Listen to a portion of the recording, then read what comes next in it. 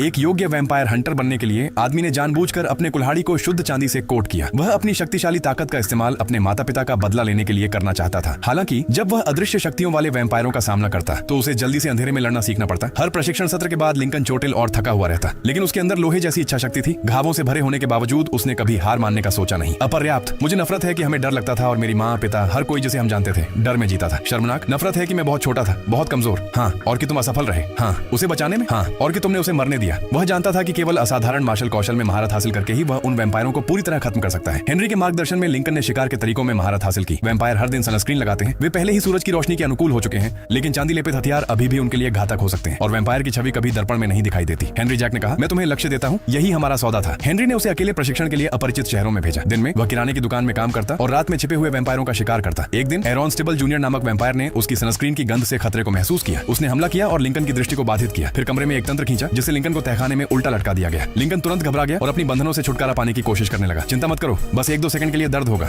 आज खाना खाया? लिंकन ने मौके का फायदा उठाया, गिरा हुआ खंजर अपने दांतों से पकड़ लिया और तेजी से वैम्पायर के गले को काट दिया। उसने रस्सी जल्दी से काटी, अपनी कुल्हाड़ी उठाई और अपने जीवन का पहला राक्षस खत्म किया। वैम्पायर को दफनाने के बाद भी लिंकन को खुशी नहीं हुई, क्योंकि वह जानता था कि उसकी शिकार यात्रा अभी शुरू ही हुई थी। आने वाले वर्षों में हेनरी ने उसे वैम्पायर के सुराग दी और लिंकन उनका सफाया करने के लिए जिम्मेदार था। अब वह अदृश्य क्षमताओं वाले वैम्पायरों को आसानी से नियंत्रित कर सकता था। 6 महीने बाद राक्षसों को दफनाने वाले कब्रिस्तान सैकड़ों में बदल गए और लिंकन ने आखिरकार हेनरी की मान्यता हासिल की।